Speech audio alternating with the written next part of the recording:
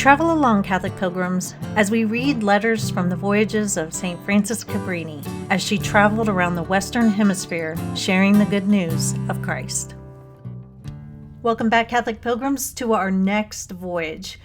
We are headed with Mother Cabrini from Buenos Aires, Argentina to Barcelona, Spain. We are about 8 months removed from the end of the last voyage, so the year is 1896. This reading will be a bit different than the other ones. This letter is just one long big letter, and to read it all would take a good long while, so we are going to split it up. We will read from page 189 to the middle of 199 today. It's a longer reading, but we will get some info on what went on in Argentina, which will be very insightful. So this letter will take us just 2 days to work through, and then that's it. Without any further delay, let's open to page 189 and head to Barcelona. Buenos Aires to Barcelona, August 1896. Buenos Aires, August 8th, 1896. My dear daughters, Jesus be with you, and may his most sweet peace draw you to his adorable heart and retain you there by the superabundance of his divine love. How lovely it is to journey under the mantle of Mary Immaculate, who is attired in blue and white, and who sheds about her rich silver rays. It was an hour after midday on the 8th of August when, after 8 months spent in founding the Academy of St. Rose, blessed so much by the Sacred Heart, I began my return journey to you, after 2 years' absence from our dear and beloved mother house, the center of our most sublime aspirations, where we imbibed the essence of the most beautiful virtues, which should enable us to be an example to the world, and so be able to convert it. You are the light of the world, the salt of the earth, Jesus said, when from the mountain he spoke to his apostles.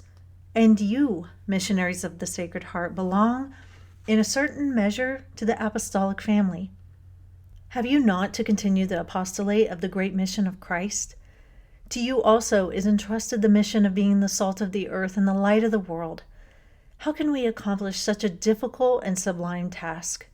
It is very easy when you have the heavenly protection of the Virgin of the Argentine, so revered by the people of Buenos Aires. She is dressed in blue and white, with rose-colored lips, and carries an angelic smile that diffuses silver rays which convince and inspire confidence and illuminate without injuring the eyes, despite their brilliancy. She is as white as the snow in her immaculate purity. She is heavenly in her grace and demeanor, all celestial in her majesty as Queen of Heaven, in her nobleness of mind and in the magnanimity of her thoughts. She is silver by reason of the rays of light which emanate from the heroic virtues she practiced, which form a halo around her head and render her face shining and majestic. The Areopagite spoke well when, after the ascension of our Lord, he pictured Our Lady as a missionary encouraging and consoling the devout faithful. If I had not known there was only one true Lord and God, I should have prostrated and adored Holy Mary as a divinity, and the help needed to imitate our Holy Mother Mary is to be found in herself, if with great faith we place ourselves under her mantle of protection. If you find Mary, you find all. Invienta Maria, invientur omnia bona, ipsum enim diligit diligente se, imo sibi servientibus servet. If we venerate so many saints and witness so many miraculous wonders in souls, all these graces come from that immense source of blessings which is Jesus himself, and through that inexhaustible channel of grace which is Mary. Have faith in Mary. Endeavor with great earnestness to imitate her virtues, because at every moment this Mother of divine love responds with the words the Church puts into her mouth. I give fruit of a pleasing odor. My flowers are the fruits of glory and sanctity. Mind, these words are not intended for you by the way of a reproach because of the sterility of your works. You, who by celestial grace have been transplanted in the fertile field of the church and in that glorious garden of the religious life, what fruits have you realized? Perhaps leaves only, or some faded flowers, which die on the bushes the very day they open their petals. No, daughters.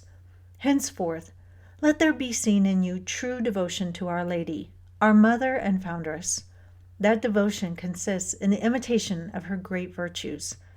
But let us return to our journey. I carry in my mind imperishable memories of Buenos Aires.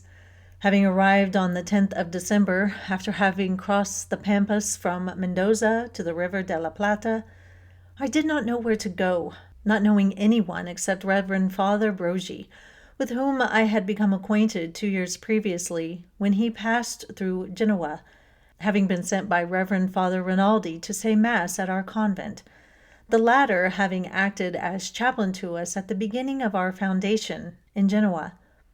I took a carriage and, with Mother Chiara, went in search of Father Brogi, whom we found after a 2 hours' journey.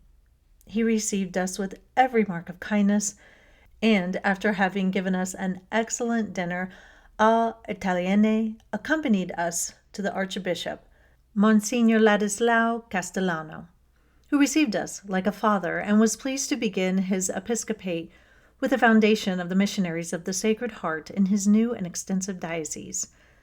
The Vicar General, Monsignor Espinosa, was present and encouraged me by giving me several visiting cards to present to the principal families of the town. I asked him to write something in the form of an introduction, but he said good-heartedly, I could write what I liked. Father Brogi then presented me to the Secretary General of the Curia, Monsignor Terrero, a very popular and estimable person in Buenos Aires. He also encouraged us and later acted as our chaplain. In so doing, he came to our aid in a great difficulty, as in these parts there is a scarcity of priests. There was a great stir in the episcopal palace owing to the forthcoming pilgrimage to the grand sanctuary of Our Lady of Lujan, in honor of the installation of the new archbishop by the Archbishop of Chile, who had come over purposely, and also in celebration of peace between the two countries, which had been fighting over the boundaries of the two countries, Chile and Argentina. Amongst the many persons, priests, etc., at the episcopal palace, who encouraged and consoled me, the Reverend Father Kierman must be mentioned. He was impressed by the great name of missionaries of the Sacred Heart which we bear, and was full of compassion at seeing me so forlorn and suffering, as he said. So he decided on the spot to do all in his power to help me to make a good foundation. He helped me to make the acquaintance of all at the palace, and when he perceived I was a little troubled and timid, he encouraged me by saying, Courage, mother, we will help you. And he kept his word and helped us in every way and in every difficulty, and never left us until he saw the foundation progressing and on a secure footing.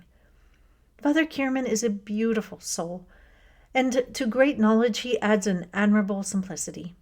He seems to have adapted to himself our Lord's own words, Be as simple as the dove and as wise as the serpent. How beautiful it is to see souls who, like doves, fly over the earth, shedding over it their benign influence without being caught in the snares of the world. They fly, as it were, with always fresh zest, anxious to do good even when physical strength is wanting. They fly without tiring, or rather, without being conscious of fatigue, until their works are surrounded by a halo of light, while their beneficent influence is always of great good, because they are blessed by God. Having finished business at the Curia, Reverend Father Borgi took me to a very good Italian family, at whose house I passed the night, and the next day we took up residence at the convent of the Sisters of Mercy, Savonese, which had been established in Argentina 20 years previously.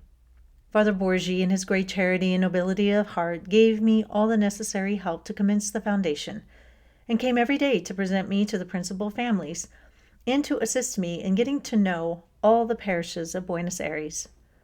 This going about was a great help to me, because it enabled me to find out which were the best localities for a new foundation. After having gained some knowledge of the city and after visiting about 60 houses, I decided to take one in the central part of the town. And as it pleased the most Sacred Heart of Jesus, I found a very nice house, spacious and well lighted. It was even better than it seemed to be. Strange to say, many of the ladies had tried to dissuade me from taking it, as it was rather dear, saying that for the first 2 years we should have only 6 or 7 pupils, not more until the people began to have confidence in us. But I felt a secret inspiration which I could not account for, and so I decided to take the house at any price. The courage thus shown in undertaking a difficult enterprise made a good impression on the people, so much so that the principal families brought us their children, and this went on so well that when we left, the academy was already full, and I had to arrange for a second and larger house. When everything had been arranged with the landlord, I thought of going into the house at once and arranged to open it on a day that would make the opening memorable, Christmas Day. The good Sisters of Mercy did everything they could to prevent my leaving them on such a solemn day, but I was determined to go, and so at 10 a.m., December 25th, Mother Chiara and I went to our new home. Thus, the real founder of the first house of our institute in Argentina was the infant Jesus, in whom I placed all my confidence and to whom I fully abandoned myself, hoping that he would overcome all my difficulties in his tender mercy and immense goodness of heart. And the Holy Child knew well how to do it, and wonderfully so. On the eve of the opening of the house, I sent 2 telegrams, one to Cadagno and the other to New York, calling several sisters who were ready and anxious to assist in the work of the new foundation. They set out at once, and within a month the sisters had arrived from New York, while a little later the other sisters reached us from Italy. Mother Chiara and I awaited them with the greatest anxiety, for being only 2 in number, we could not keep the house going by ourselves, as the requirements of the house increased every day, owing to the clients whom the dear founder had won for this new foundation. On March 1st, the college was opened, and since then the number of pupils has so exceeded all expectations that I had to send another telegram calling for more sisters, as enthusiastic as the others, and in a short time they were with us. Early in May, our children, so intelligent, were ready to appear before the public, so we decided to have a solemn inauguration of the college. According to the custom of the country, a committee of 8 ladies had to be chosen as promoters. They are members of the principal families and chosen amongst the best. The first one selected becomes the godmother of the school. On this occasion, it was Mrs. Uriburu, the wife of the President of the Republic. Mr. Voyage, mayor of Buenos Aires, sent the gardeners of the public gardens to adorn the house with flowers and boughs. The superintendent of the Catholic club sent men to adorn the chapel and parlors with curtains, carpets, and fringes, etc. At 8 a.m. the next day, the chapel and parlors were full of people awaiting the arrival of the Archbishop, Monsignor El Castellano, who celebrated Holy Mass, the solemnity of the occasion being enhanced by the devotional strains of an orchestra. As soon as the Mass was over, Monsignor Espinosa delivered the opening allocution, in which he spoke of our institute as if he had always known it. Such is his good-heartedness. After lunch, the Archbishop returned with many other priests and members of the principal families. The formal opening was made conspicuous by the presence of the Archbishop, Mrs. Uriburu, the President's wife, and representatives of the several school authorities. The children gave an entertainment, partly musical and partly recitative, the event ending in a great chorus and a tableau in which the Sacred Heart was represented blessing the new foundation and placing a new diamond in St. Rose's crown typical of the new school.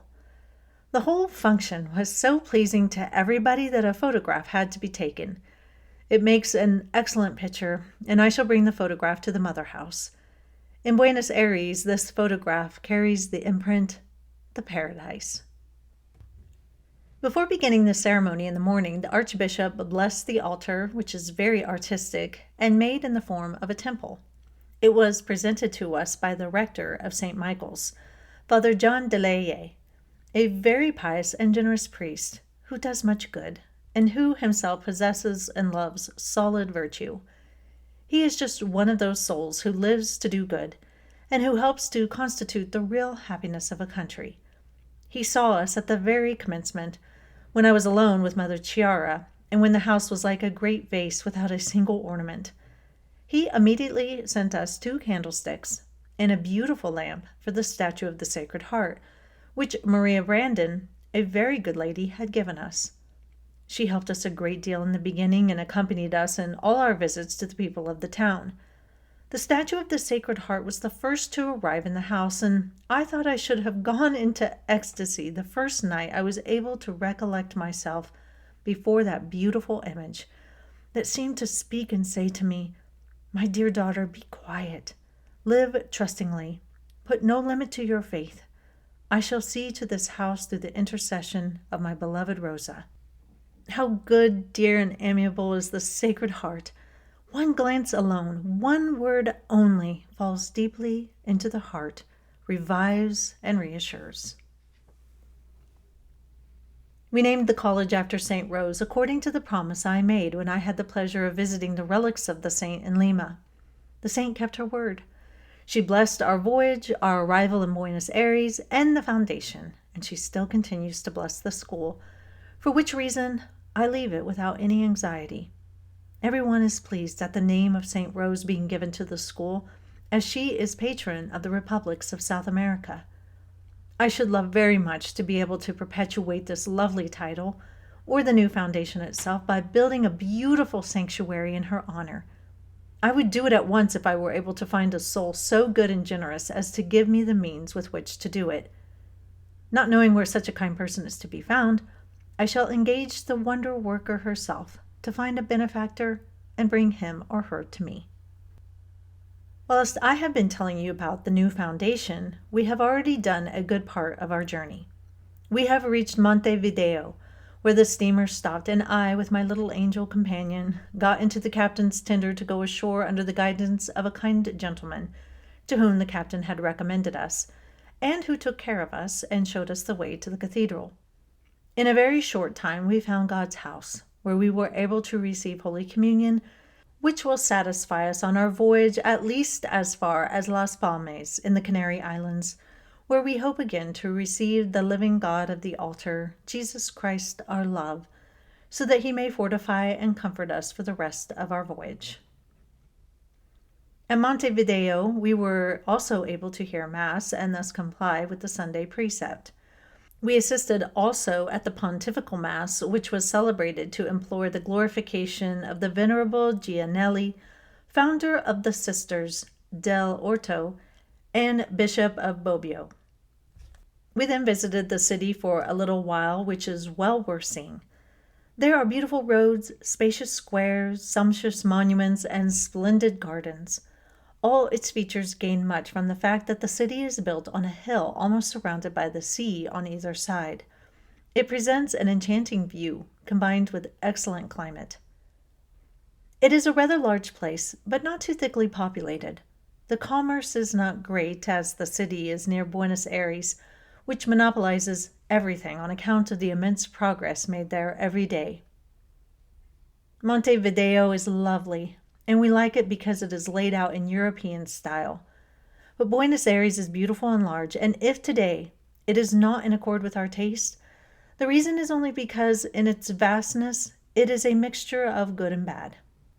For instance, you may walk about 10 quadre, which would be about a kilometer, and you imagine you see before you the beautiful palaces of Paris, when immediately following, for about 20 blocks or 2 kilometers, you see nothing but small dwellings of 1 story high, so small that they seem buried in the earth.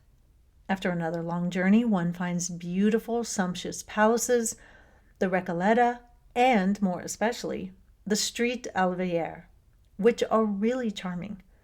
Your wonder increases when you visit the Palomero Walk and public gardens that can rank with the best of their kind in Europe for their extraordinary pitch of cultivation and magnificent conservatories, as well as for the cultivation of the trees and the zoological enclosures. The city of Buenos Aires is only 10 years old, but if it advances at the present rate for another 10 or 20 years, it will rival New York, provided that civil disturbances do not arise and ruin it. Of this, unfortunately, there is always danger, as the inhabitants are good but of a turbulent disposition. Recently, there was danger of war with Chile over the boundary question. Buenos Aires clings to her rights, but Chile desires to appropriate a little more territory because her boundaries are so narrow. Lately, they agreed, the Argentines having ceded a part of their land near Tierra del Fuego. The two archbishops contributed greatly by their influence and kindly offices in obtaining this concession, via His Grace Monsignor Casanova of Chile and the new Archbishop of Buenos Aires. On my arrival at Buenos Aires, both prelates made a pilgrimage to the sanctuary of the Blessed Virgin of Luján, in company with General Roca, President of the Interior, who was acting for President Uribe, who, owing to illness, was absent. There were present several high officials and an immense population. The eloquent Monsignor Hera, Vicar Apostolic of Valparaiso, gave a magnificent address in the course of which he was continually applauded by the two representatives of the Republic and all the people present. Finally, after having spoken of the privileges of the Blessed Virgin and of the great miracles worked at Luján, and after having said that Chile would give nothing worthy of the Blessed Virgin, as she was already covered with gold from head to foot, he thought the best gift they could leave in the sanctuary would be the flag of Chile, which would remain as a sign of peaceful accord with their sister republic. This was answered by a frenzied cheer from the immense crowd. It made a peculiar impression upon us to see this renowned sanctuary reduced, as it were, to a theater. But I quickly countenanced this kind of irreverence, as it seemed to me, in God's church, when I remembered that these countries had only recently been civilized through our holy religion, and that the faith of the people at least was good, for it leads the rulers to decide the destinies of the people in God's own sanctuary, and to invoke the blessing of God and Our Lady. Mother Chiara and I went to this pilgrimage, for as soon as we arrived at the curia, the priests, who surrounded us with every attention, gave us first-class tickets so that we might take part in their great festival. I accepted the tickets with great pleasure, and as the nation prayed for peace, I, too, raised my voice in union with theirs. I considered the country as my own from the first moment of my entry into it, but in the midst of this country's great exaltation I collected my thoughts and prayed Our Lady to bless our new foundation, promising, if she did so, and all went well, that I would return to thank her before leaving Buenos Aires. Everything succeeded upon all expectation, so a week before I left, I returned with comfort and consolation to this sanctuary, for whilst I confided to the Holy Mother of God the care of the house, I felt that this powerful and miraculous Mother had assured me of her continual protection. Of her love and her protection I had another proof, as did also the sisters who accompanied me, to offer their vows and thanksgivings to this Mother of Grace. We will pause here for today, Catholic pilgrims, but we will finish up tomorrow. And until then, live the faith boldly and travel well.